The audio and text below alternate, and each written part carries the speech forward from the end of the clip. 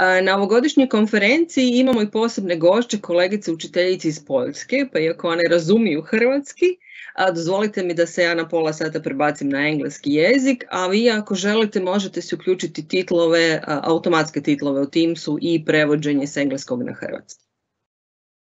Dear Barbara and Agnieszka, it is honor to have you as a guest today. We are very pleased that you found time to join us on this important conference for the Safer Internet Day.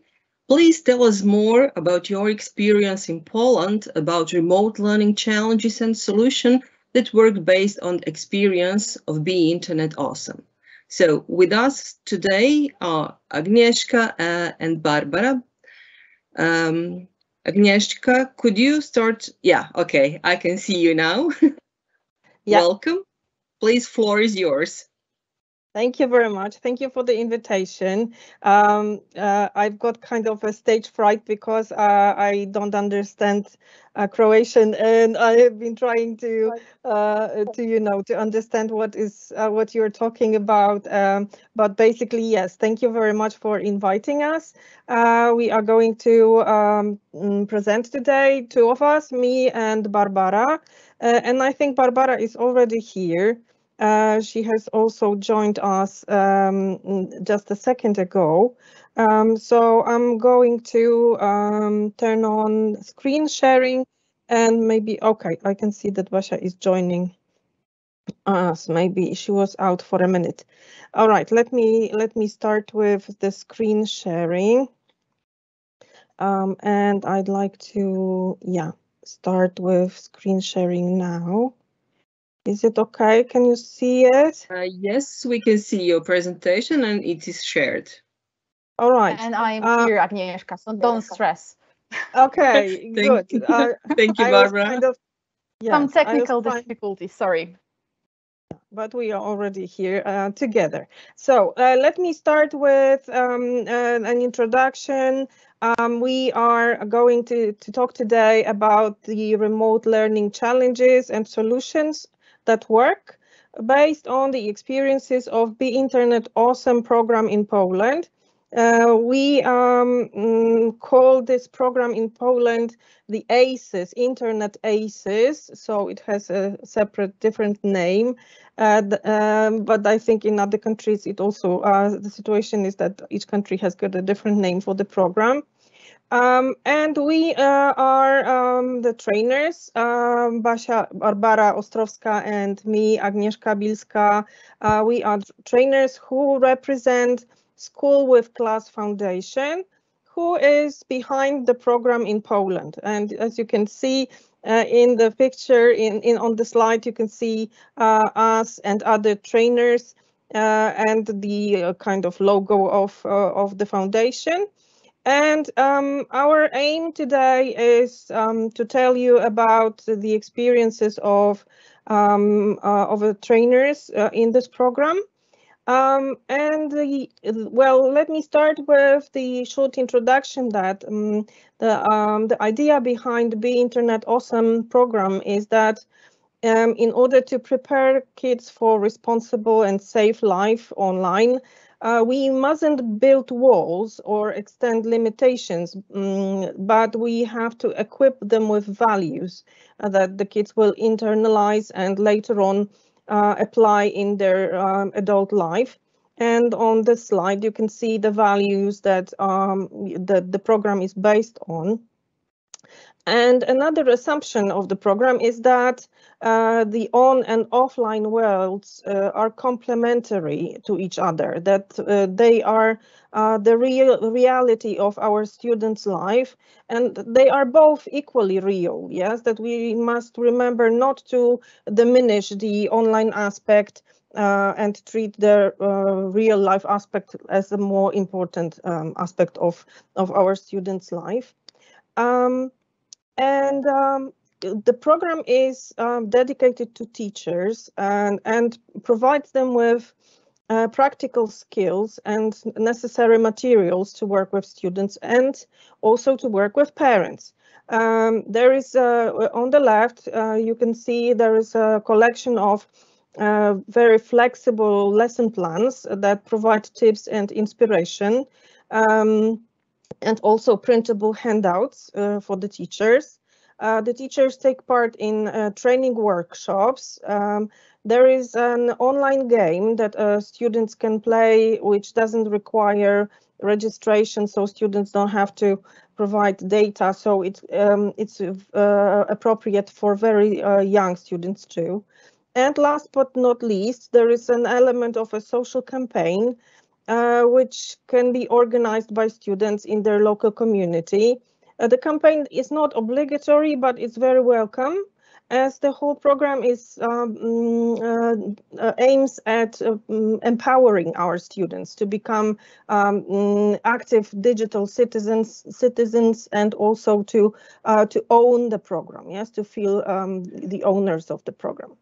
And as I said, today we're going to share with you the challenges that we, Barbara and I, and other trainers of the Be Internet Awesome program faced in the process. And I have to tell you that Polish teachers thought to be the most difficult workshop group, because, they ask questions like, when is it going to end, or can we end earlier? Yeah, or are there going to be certificates? So the challenge was quite the challenge was quite big for us, and we the attitude that we introduced is the get your hands dirty and keep on prototyping attitude, because what is unique about the Internet Awesome program in Poland is that from the very start, we wanted to adjust the program to what the needs of Polish teachers are. Yes, so we listened to the teachers.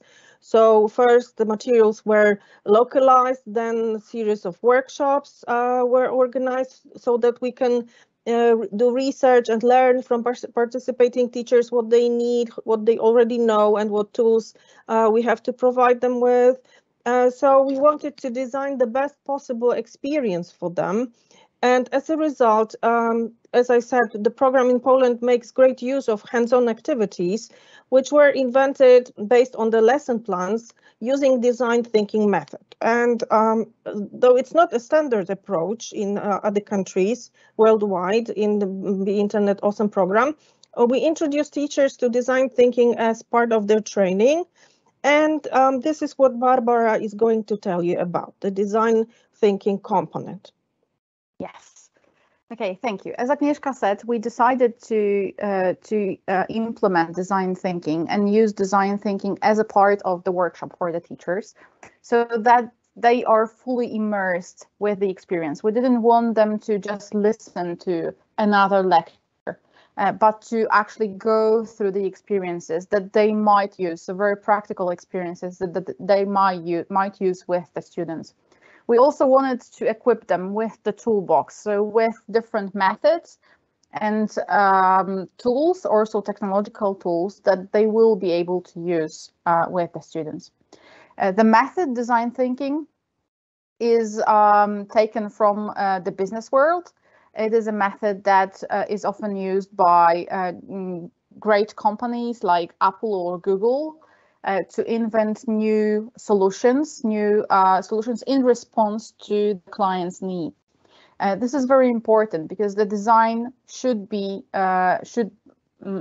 the actual needs of the target group as best as it can. When we thought about the teachers, we thought that design thinking will allow them to also switch to that way of thinking, way of designing lessons, where the lesson doesn't have to be standardized. It doesn't have to be the same for each class, but it can be fit for purpose. It can use the differentiation strategies to make it address the needs of a particular group of students. This was quite important for us. And next, we tried to use different coaching tools. You are going to see in a second quite a lot of different methods that we used. As Agnieszka said, we used a hands-on approach. There was a lot of drawing, making, moving, especially if when we were still face to face.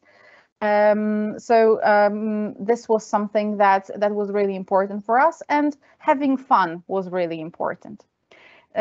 We used quite a lot of energizers. Can you go back, Agnieszka, to the previous slide? Sorry. We used a lot of energizers.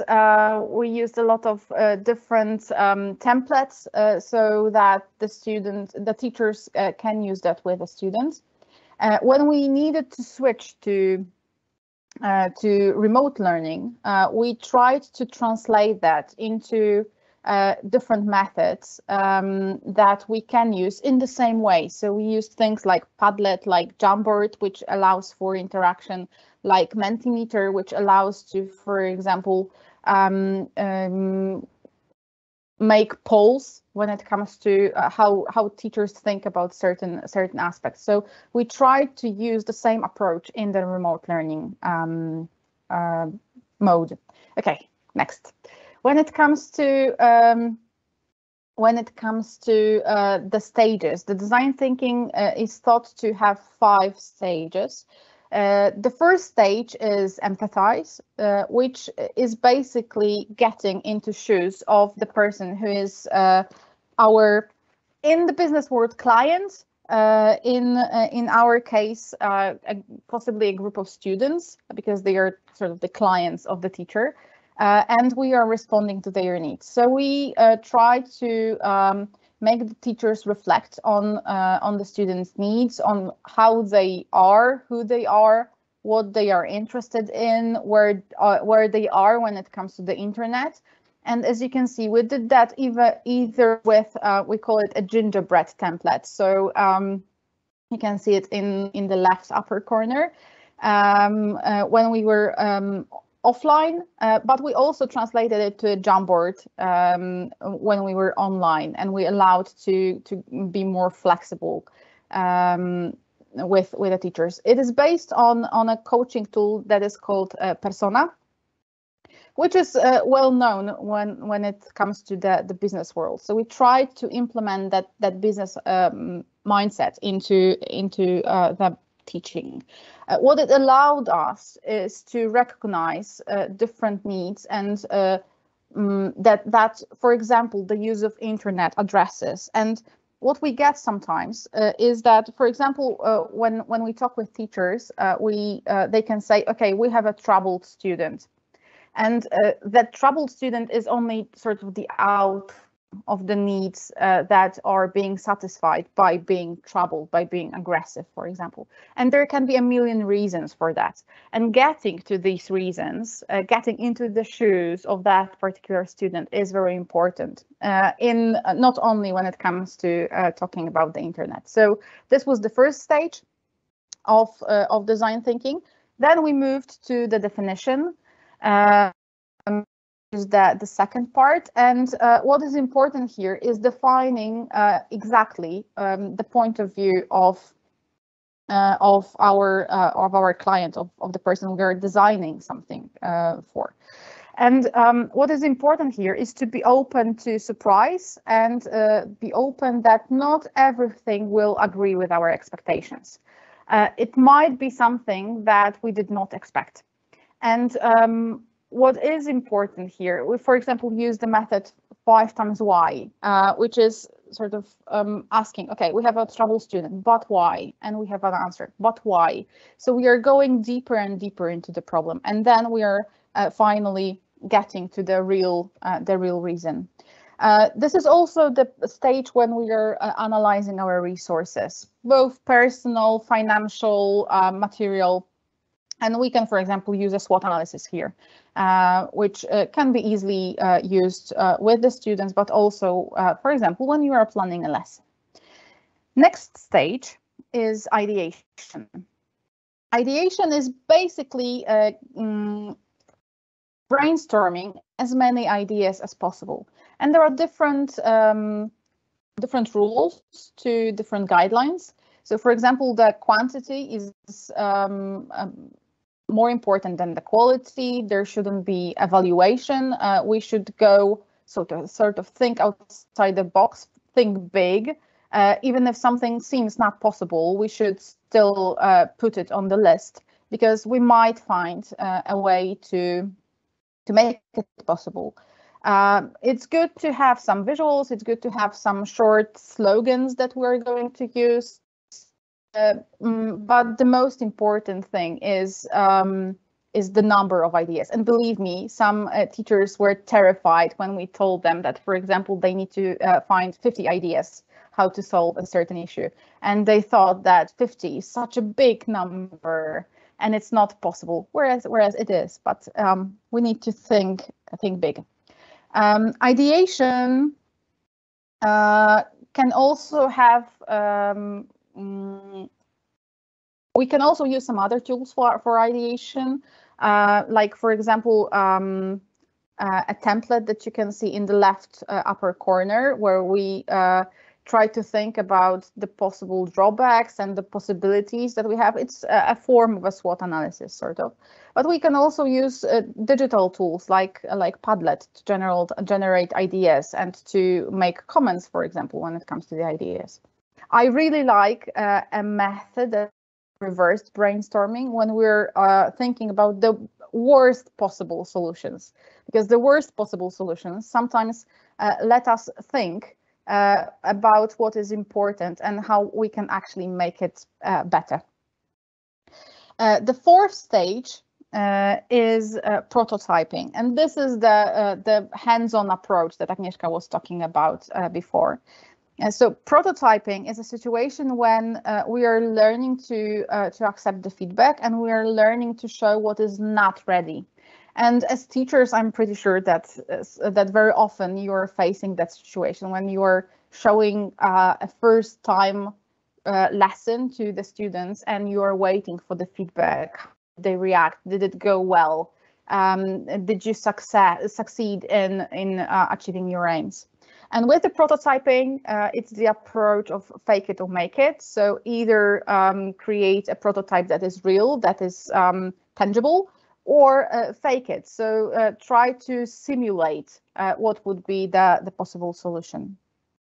One of the technological tools, although not that technological, it can also be not technological, that we used is an app called Marvel, where we tried to prototype a game or a solution for example, time control for some students. This was a tool that was really liked by the teachers, especially if they were IT teachers. And the final stage is testing.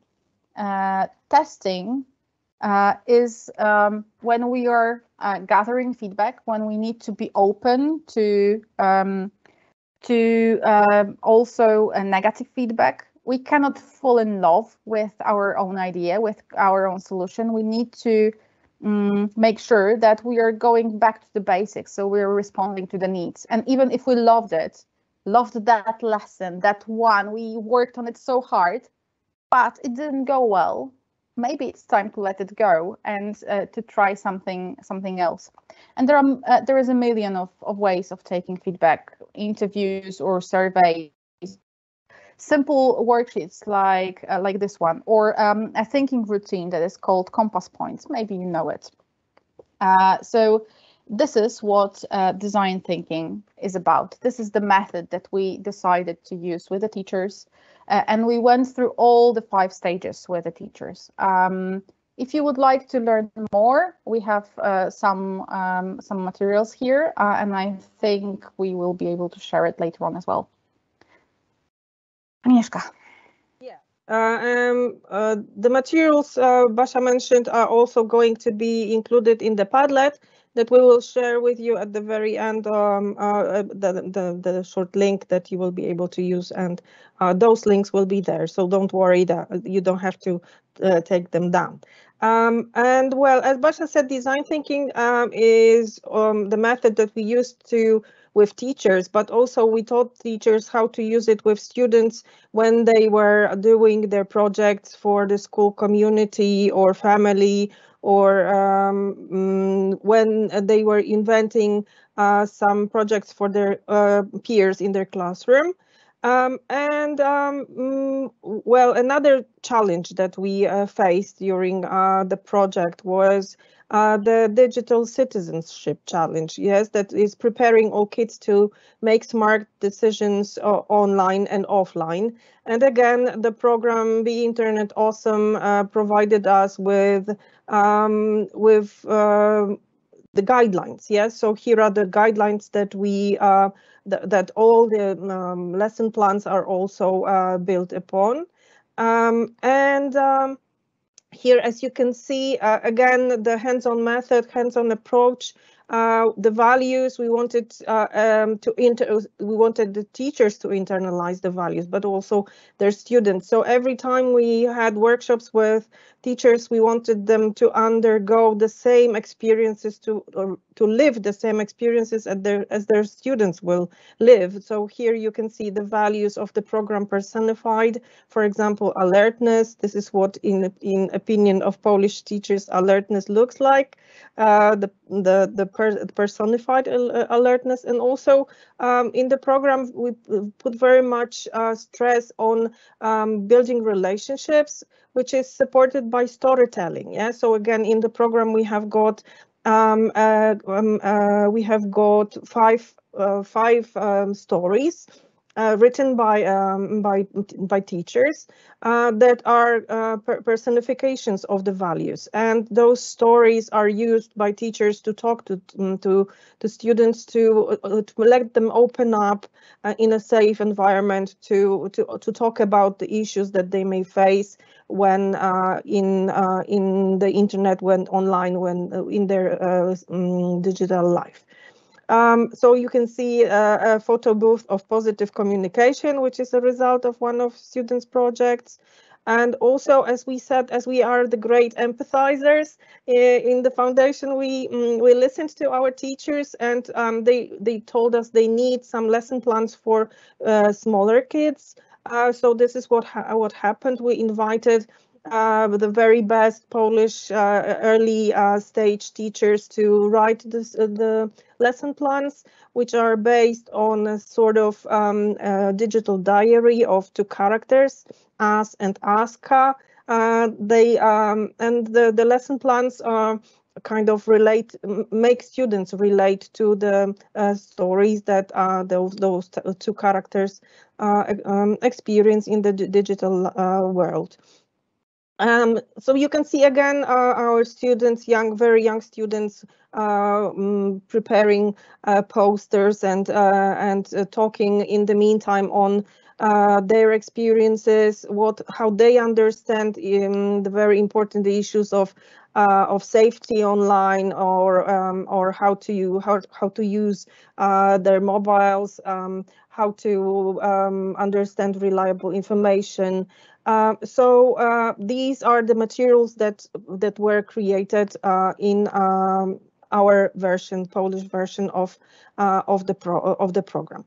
And then the last challenge is the digital well-being, which Barbara is going to tell you about how we approach that. Barbara, we've got 8 minutes. Mm-hmm. Yeah, I know. Not even that, probably. Yeah. Okay, so when we listened to the teachers during the workshops, it turned out that digital well-being is one of the topics that is coming up in many of the discussions. So they noticed that students are addicted to their technological tools, that they play quite a lot, and it's troubling for both the teachers and the parents. So we tried to address that as well. So we had a whole section of webinars and some other materials for both the teachers and the parents that were addressing the digital well-being. And we wanted to address that in a way that that Professor Czapiński, who is a Polish psychologist, addressed that. So saying that well-being is subjective. So what we think about what well-being is to us might not be what well-being is to students. And There is no one solution that fits everyone and that can be used with all the students. So we tried to think about different solutions, different possibilities that students might use to feel better in that digital world. And when it comes to, we already talked about it, because online and offline worlds merge. We are both online and offline right now. We are physically offline, but also online talking to you. So we cannot separate these two worlds. Digital well-being is when we use our phones consciously, when we are comfortable and we are satisfied with the presence of our technology. So it's not an obstacle, it's helping us, but also it's not ruling our own world. We also need to understand how we can be manipulated with the technology. And if you watch the Netflix series Social Dilemma, there is quite a lot about that. If you didn't watch it, please watch it, because it's really a valuable documentary, I think. So it's also important, and go to the next slide, Agnieszka. It's also important because of a phenomenon called FOMO, which is a fear of missing out. So our students, especially when with their presence online, they feel that they might feel agitated, they might feel less resistant to the manipulation. They might not be aware that they are being manipulated, or that algorithms, as Harari says, might know them better than they know themselves. So this was also an important factor that we needed to take into consideration when thinking about digital well-being. Also, when we talked about technology, and you can go to the next slide, we talked about some possibilities of limiting the impact of technologies on us. And of course, when it comes to the aim of Netflix or Instagram or Facebook, they want us to engage because this is what they earn money from. But however, we have some control over that. We, for example, can turn off the autoplay or notifications in our phones. But there are some aspects, like in Facebook or Instagram, that we cannot really turn off. So we also need to learn how to deal with that. So how we address that? We talked with the teachers about. Can you go to the next slide? We talked with the teachers about. Okay, no worries. I think how to find. Yes, yeah. I'm sorry, Basia. I just have to. I think I have to switch off sharing and turn it on again because it's not moving. No worries. Okay. We talked about finding out how much time we spend using apps like Balance, for example, where our phone, for example, tracks our existence in the social media. We talked about changing settings. We talked about some apps that Agnieszka is going to talk about in a second, and planning some routines that will allow us to have some time for us. There is also a new phenomenon right now called JOMO, JMO, which is a joy, and some people are consciously trying to turn off their phones from time to time or uninstall Facebook, which can be also a way of dealing with the FOMO. As I said, we also had some lesson plans for both the younger students and older students, some webinars, and guidelines for the families about the topics they can address with the students. Right. So the last quick look at what we recommended to our teachers, what tools we recommended to our teachers. But because on the one hand, we kind of stress the importance of well-being, of digital well-being, and cutting off from technologies, but also the technologies can provide us with some tools in order to address this issue. So one of the tools that we recommended to parents was the Family Link application that they can use to control what their kids do on their smartphones. And also a set of applications that can be used for monitoring time online, or that can be used to help you work better while listening to nice sounds, or to control your own time on the smartphone. We've got some extra drastic solution here, the prison, which can also be bought, and you can put your smartphone in prison if no other way works. That's of course a joke, but basically, yes, we provided our teachers with tools that they could later on show to parents, that could be used by the parents, and also how to deal with the overusing of technology by their kids. And all the tools that we talked about are here on this Padlet that we have made for you, and we have included also the resources that were mentioned about design thinking. So here is the address. If you use this address bit.ly, if you enter it into the URL box, you will get the access to this Padlet. Yeah, so this is it. Thank you very much. We have spent more than 30 minutes talking to you, and well, probably we would probably prefer not. Well, we would like to answer some questions, but I'm not sure whether we have time. Thank you, Agnieszka. Thank you, Barbara. It was very interesting listening to you, resonating with some comments from your colleagues or fellow teachers, because similar things happen in Croatian education system as well. I think we have a similar problems and similar good sides, I would say. Thank you for sharing with us impressive set of the resources and, first of all, ideas which all of us could use in our classroom, and also for a professional development of our colleagues. I will share your link with our audience in our Q&A part. Thank you for thinking about that and putting all the resources to one place so we could use it further on. I do hope that in, this year, we are going to meet somewhere in person and jointly work on the Internet awesome challenges and opportunities, both in Croatia and in Poland. Thank you.